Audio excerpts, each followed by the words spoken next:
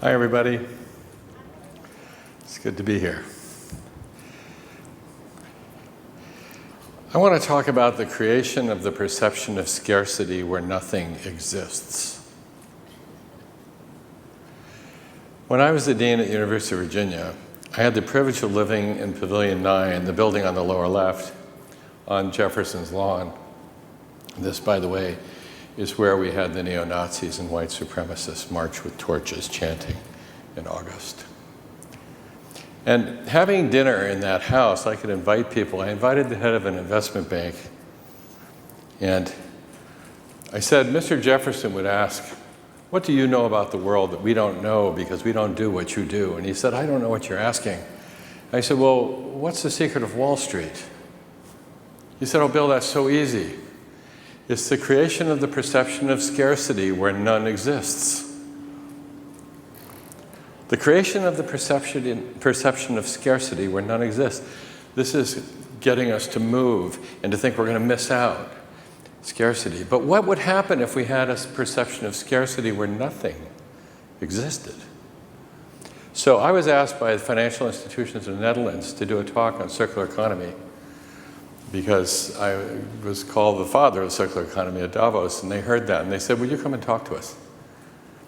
So I looked simply at the financial markets, and without knowing much about economics, I took the GDP of the world and drew a circle, and I took the GDP measurements and studied them in terms of being 1/3 goods, 1/3 value-added goods, and 1/3 services. And then I measured the entire size of the financial markets. And this is what we found. 8% of the world is actually sort of real. 92% of the financial markets are derivatives, arbitrage, trading, not based on any assets. Imagine this. So then I took the GDP and I cut it into assets and debt. And then I put on the derivatives on the last column.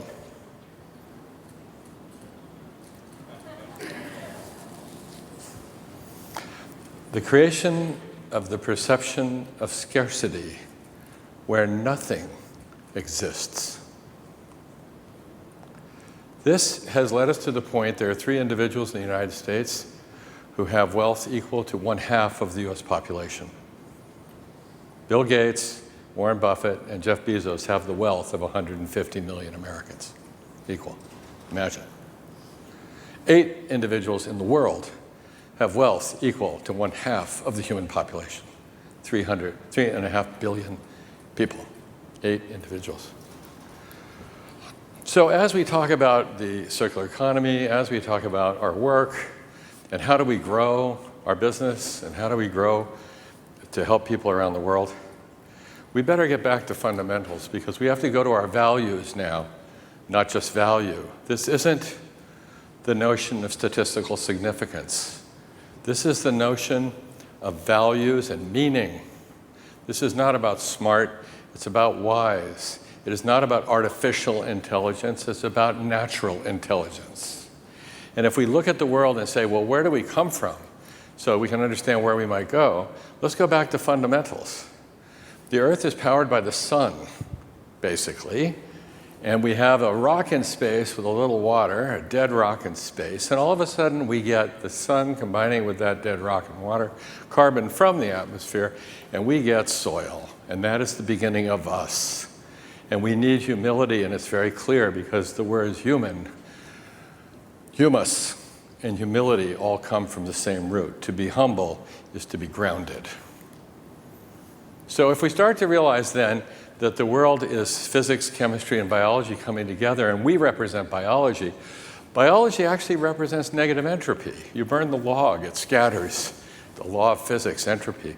But the log itself is negative entropy. Life is the order out of chaos that is us. So if we look at the world and say, how do we power it? Well, what if we say, let's power it with ancient fossils? The current fossil reserves on the planet are very large. If we burn some small fraction of it, we are toast. So How can the Standard & Poor's 500 index represent that the asset base of most of the American public companies, 40% of it is in fossil reserves?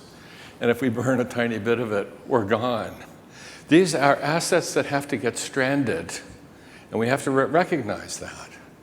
And we have to think about how we're going to use these fossil reserves for useful purposes. Probably synthetic chemistries, probably a new kind of carbon economy that might involve solids and graphene and some other things to do. But we can't burn it anymore.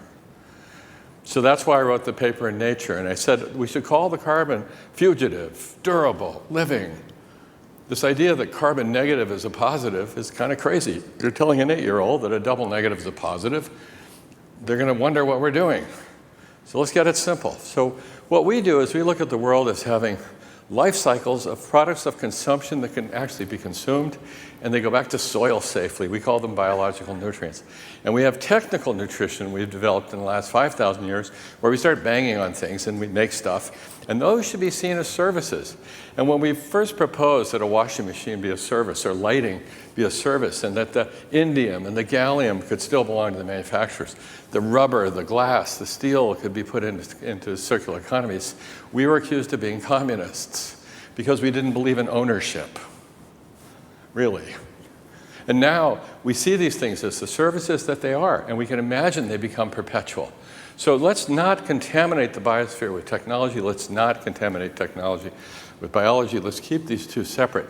But let's also imagine that because we have to grow GDP, of course we do, let us think of goods and services, of course, but let us also think of goods as services. And notice that the word we use is goods, not bads.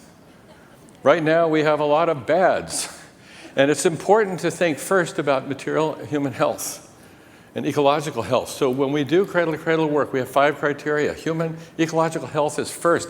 And the reason is circular economy comes second for us. And the reason is if you circulate poison over and over again, you are worse. So a circular economy of bads is not a good thing.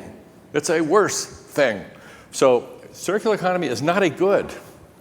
What is good? Healthy, safe, shared, generous is good. When we look at the concept of circular economy, I had the privilege of seeing this chart put up by the Dutch banks where they said, this is what we've seen. It starts here. Look at this. Cradle to Cradle was published in China in 2005 as the design of the circular economy. China's 12th five-year plan was circular economy, promote it. 13th, the one they're in now, is implement the circular economy. This is very exciting. And it goes all the way back to 1999 with Deng Xiaoping's daughter coming out of the Earth Summit. We started to think about how to put these things into effect. The Chinese now have very vigorous plans on this. It's very hard to do, but they're underway.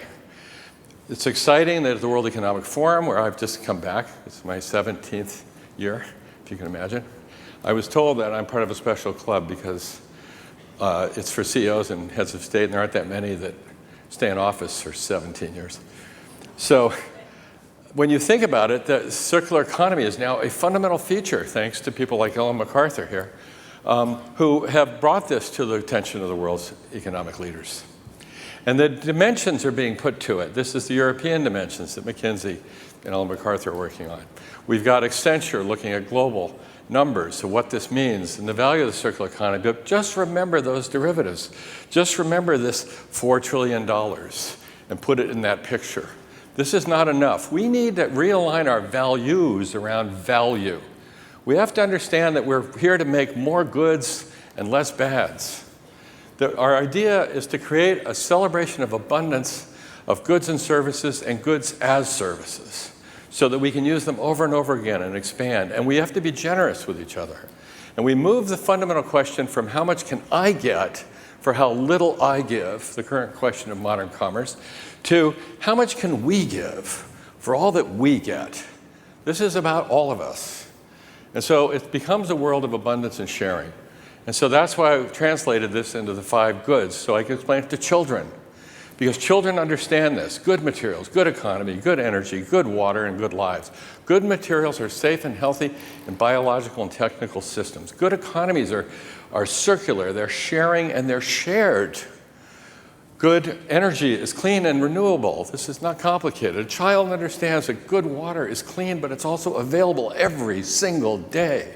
It is a human right. And good lives are what we're here to produce for our children in a world that they can celebrate. So there it is. So if you do these 5 things every day, guess what happens? We have found that in our design work, you turn out to achieve all 17 Sustainable Development Goals at once. Thank you.